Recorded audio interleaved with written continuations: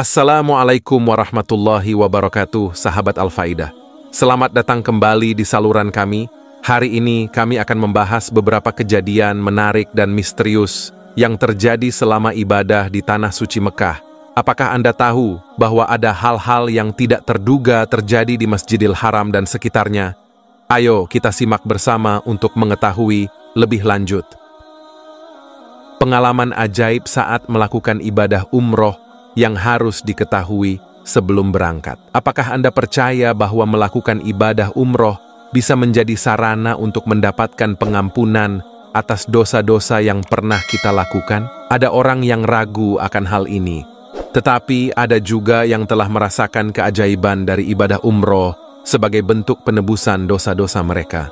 Dengan janji pengampunan dosa ini, Allah menjamin pengampunan bagi mereka yang telah mengunjungi Tanah Suci Mekah untuk ibadah umroh atau haji. Meskipun umroh membutuhkan waktu singkat dan dilakukan di luar negeri, banyak umat Islam yang telah melaksanakan ibadah sunnah ini meskipun memerlukan biaya yang cukup besar.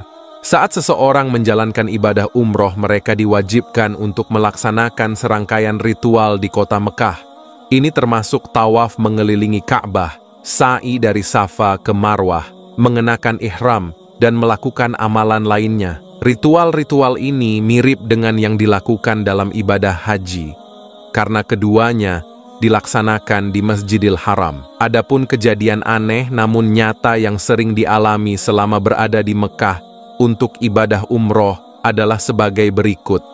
1. Jamaah tidak akan merasa lelah. Jamaah yang menjalankan ibadah umroh kemudian menjalankan sholat berjamaah di Masjidil Haram, maka akan mendapatkan pahala yang dilipat gandakan 100.000 kali jika dibandingkan menjalankan sholat di masjid yang lain di dunia ini. Untuk menjalankan sholat di Masjid Nabawi hanya 10.000 kali lipat jika dibandingkan pada masjid yang lainnya. Salatun fil Masjidil Haram ma'lahu alfi salat wa salatun fi masjidi alfu salat wa fi baitil maqdis 500 salat.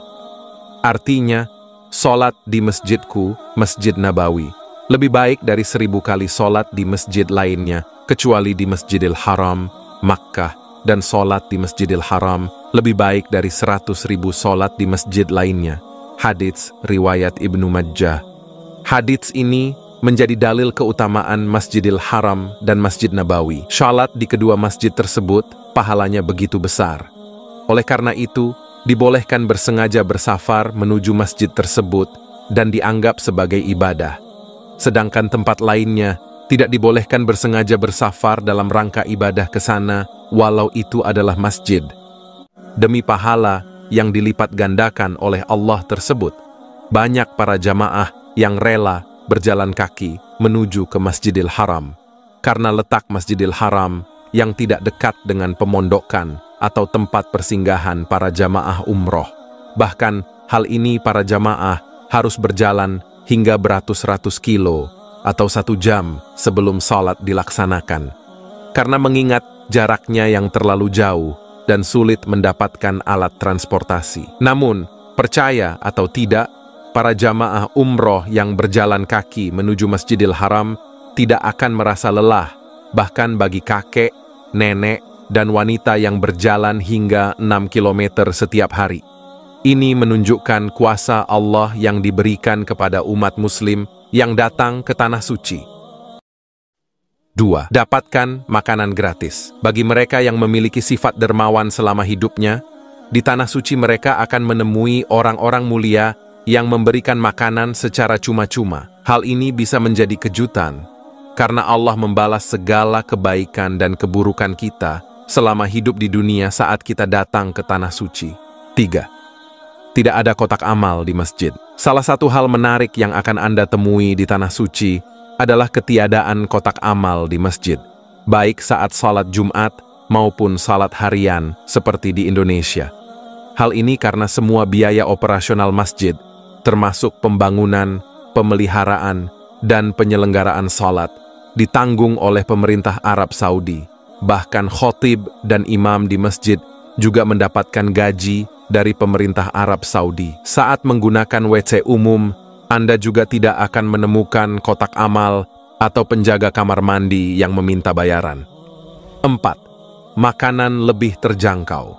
Tidak hanya bagi mereka yang dermawan, orang yang gemar bersedekah juga mendapatkan balasan saat berada di Masjidil Haram. Saat membeli makanan di warung, Anda tidak akan diminta membayar sesuai harga normal. Sebaliknya, Anda akan diberi diskon besar-besaran, bahkan hanya membayar 1% dari harga sebenarnya. Ini menegaskan bahwa bersedekah tidak pernah sia-sia. Di Masjidil Haram, Anda akan merasakan keindahan memberi selama hidup di dunia. 5. Sombong bisa menjerumuskan. Sifat sombong bisa membawa akibat serius saat Anda berada di Tanah Suci Mekah. Salah satu bentuk balasannya adalah kehilangan dompet. Penting diingat bahwa menyombongkan harta yang dimiliki tidaklah diperkenankan, karena semua yang kita miliki di dunia ini hanyalah titipan dari Allah. Anda harus sangat berhati-hati saat berada di Masjidil Haram, karena sombong sangat tidak diperbolehkan, terutama bagi yang memiliki kekuatan atau kemampuan. Di rumah Allah, kita harus menjadi hamba yang rendah hati dan tidak menyombongkan diri. 6. Antrian panjang di WC umum. Meskipun tersedia WC umum di Tanah Suci, sayangnya jumlahnya tidak mencukupi untuk jumlah jamaah yang ada. Namun, bagi yang memohon ampun kepada Allah dan meminta bantuan untuk tidak merasa perlu buang air besar saat antrian panjang, doa mereka akan segera dikabulkan. Hal ini menegaskan bahwa kesabaran seseorang akan dibalas oleh Allah Subhanahu wa Ta'ala dengan pahala yang besar. Oleh karena itu, penting bagi kita untuk tetap bersabar dalam menghadapi ujian hidup di dunia. Seperti yang telah dijelaskan sebelumnya, segala amal perbuatan kita di dunia akan mendapat balasan saat kita berada di Tanah Suci. 7. Penderita gagal ginjal tak perlu cuci darah. Bagi jamaah umroh yang menderita gagal ginjal, percaya atau tidak, mereka tidak perlu menjalani cuci darah selama ibadah di Tanah Suci. Padahal, biasanya penderita gagal ginjal harus cuci darah setiap minggu. Ini terbukti dari beberapa penderita yang tetap sehat selama di Tanah Suci, bahkan saat melakukan perjalanan jauh. Keajaiban dan fenomena unik sering dirasakan oleh para jamaah di Tanah Suci Mekkah. Namun, tidak hanya keajaiban yang baik, karena pembalasan atas dosa-dosa juga dapat dirasakan selama berada di sana. Sahabat Al-Faidah, terima kasih telah menyimak. Jangan lupa untuk like, bagikan, dan subscribe agar tidak ketinggalan konten menarik lainnya. Dan ingatlah, keajaiban di Tanah Suci Mekah seringkali menghadirkan pelajaran dan pemahaman yang mendalam bagi kita semua. Mari kita terus berusaha untuk memperoleh makna dan hikmah dari setiap pengalaman. Sampai jumpa di video berikutnya. Wallahu a'lamu bis-shawab. Wassalamualaikum warahmatullahi wabarakatuh.